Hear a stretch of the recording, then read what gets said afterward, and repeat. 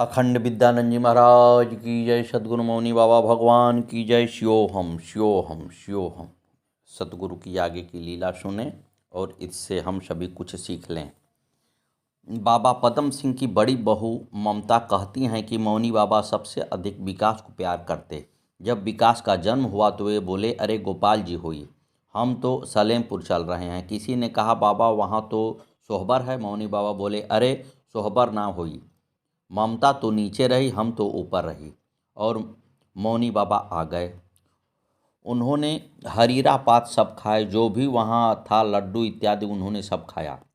वे विकास को गोपाल जी कहा करते और खूब खिलाते। सब लोग कहते, बाबा ये पेशाब कर देगा, तो मौनी बाबा उत्तर देते, अरे गोपाल जी का पेशाब न कही, गंगा जल कही।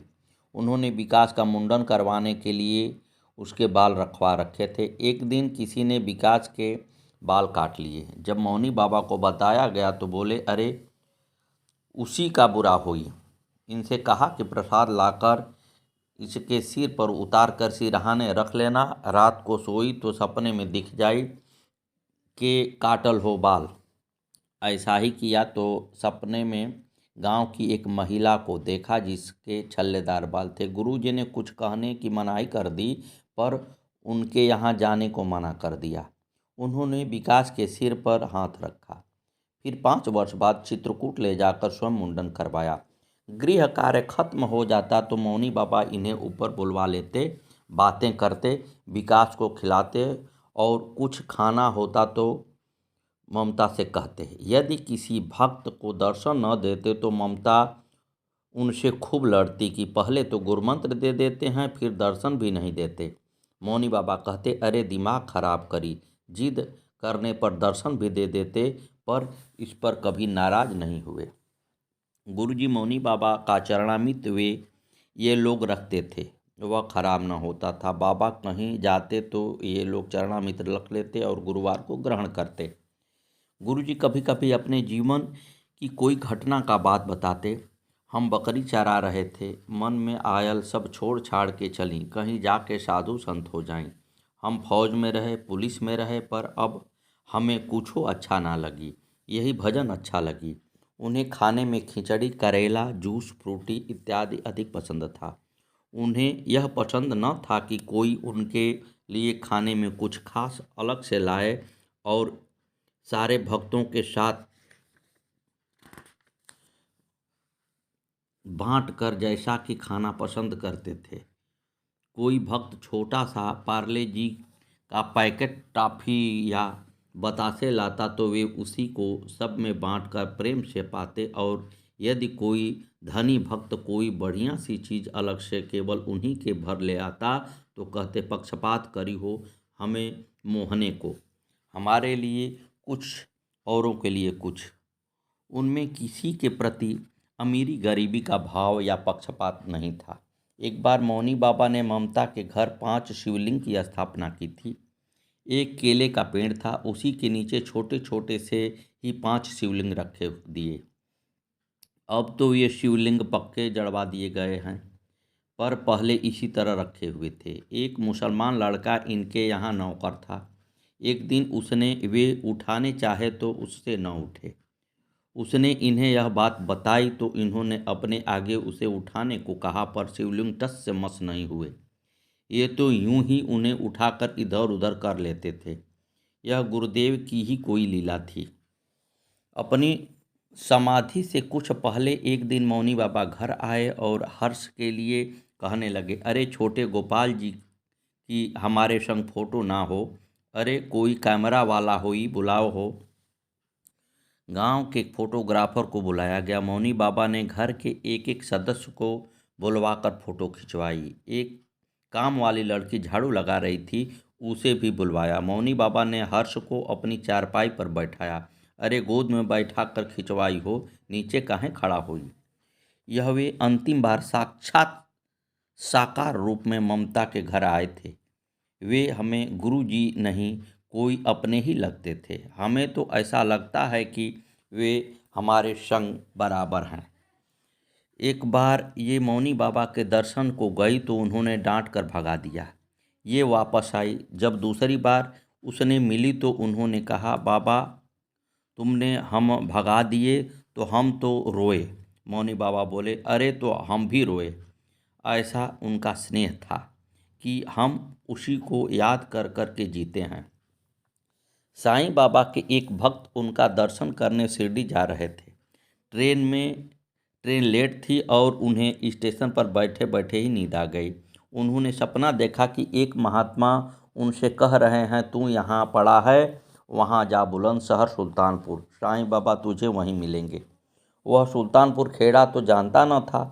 वह पहले बुलंदशहर आया और पूछते पूछते सुल्तानपुर आगे पहुँचा। उसी दिन मौनी बाबा का पार्थिव शरीर सुल्तानपुर आश्रम पर लाया गया था। वह व्यक्ति उनके दर्शन करके अभिभूत हो गया तथा उसने यह घटना उपस्थित सभी भक्तों को बताई। मौनी बाबा का पदम सिंह के बच्चों हरेंद्र और नरेंद्र पर बहुत प्रेम रहा। वे पदम सिंह से कहते, अरे जैसे तेरे बच्चे जैसा है गांव में किसी के नहीं हैं। हरेंद्र बताते हैं कि मौनी बाबा नरेंद्र के लिए कहा करते थे, अरे इसकी नौकरी अच्छी हुई, खाली कलम चलाई, कुछ करे के ना पड़ी।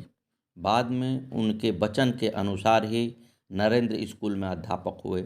घर वाले कहते हैं कि हरेंद्र मौनी बाबा से जो इच्छा करते वह जरूर पूरी होती। मौनी बाबा उनकी विशेष तौर पर जल्दी सुनते। हरेंद्र ने बताया कि मौनी बाबा के साथ उनके परिवार के सभी लोग चित्रकूट आया जाया करते। उनके पिताजी खुद भी जाते और कार्य संभालने को इन्हें छोड़ जाया करते। एक बार हरेंद्र का बहुत मन था चित्रकूट जाने का, परंतु पिताजी से कह नहीं पा रहे थे। मौनी बाबा तो सबके मन की बात जान ही जाते थे। वे पूछने लगे, अरे तू जाएगा चित्रकूट? और इस बार उन्होंने इनके पापा जी को मना कर दिया। वे इन्हें 2 बार चित्रकूट लेकर गए और एक बार 25 दिन के लिए जन्मस्थली चंदौली कोडरिया भी ले गए। मौनी बाबा जब खुर्जा जाते तो होरतला डेयरी पर हरेंद्र से मिलने जरूर जाते। यह कई वर्ष पहले की बात है। आदेश बहन के पिता खचेड़ू दत्त शर्मा जी को श्री गुरु भगवान ने सलेमपुर में सबसे पहले दर्शन दिए। वे तब बहुत छोटी थी। गुरुजी इसके घर आते थे। इनके पिताजी एक गरीब ब्राह्मण थे और यह 9 भाई बहन थे। इन्होंने खुद गुरुजी भगवान को अपने घर रूखी रोटी प्याज से खाते देखा। इनके पिताजी व यह भाई बहन गुरुजी से प्रार्थना करते कि आप रूखी रोटी मत खाइए, अभी आपके लिए दाल या सब्जी बनाता हूँ। मौनी बाबा हंस कर कहते, नहीं प्रभु, हम तो प्याज से ही रूखी रोटी खाएंगे। हमें 36 प्रकार के भोजन की ज़रूरत नहीं है। इन्हें यह महसूस होता है कि ये कोई साधारण साधु नहीं हैं, वे तो साधु के रूप में भगवान कृष्ण हैं।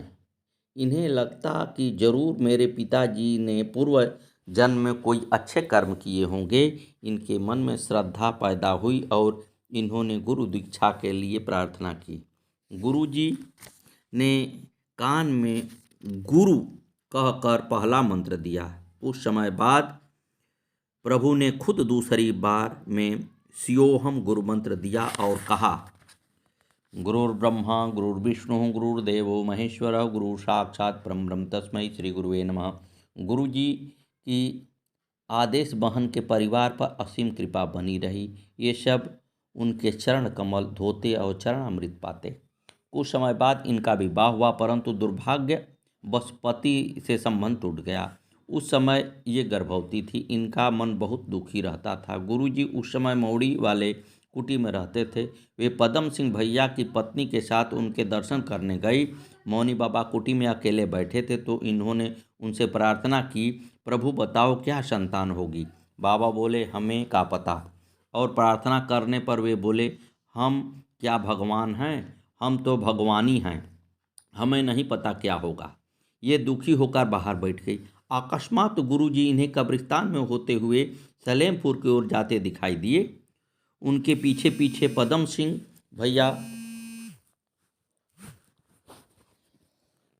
भैया के पत्नी जा रही थी। ये भी उनके पीछे पीछे पदम सिंह भैया के घर पहुंच गई और प्रभु से फिर संतान के बारे में पूछने लगी। आखिर उन्होंने मधुर आशीर्वाद दे दिया कि देवी जी आई ले। इनको लगा एक तो मैं अकेली और कन्या, पुत्र का सहारा रहता तो ठीक रहता, परंतु गुरु जी ने तो 3 बार यही आशीष दी, अरे देवी जी आई ले। अरे देवी, तू ना जानी, इंसान सिर्फ अपनी कन्या का कन्यादान करने से पूर्व जन्म के पापों से मुक्त हो जाता है। इनका मन तब जाके प्रसन्न हुआ। सतगुरुवे नमः, सतगुरुवे नमः, सतगुरुवे नमः। आगे की कथा कल।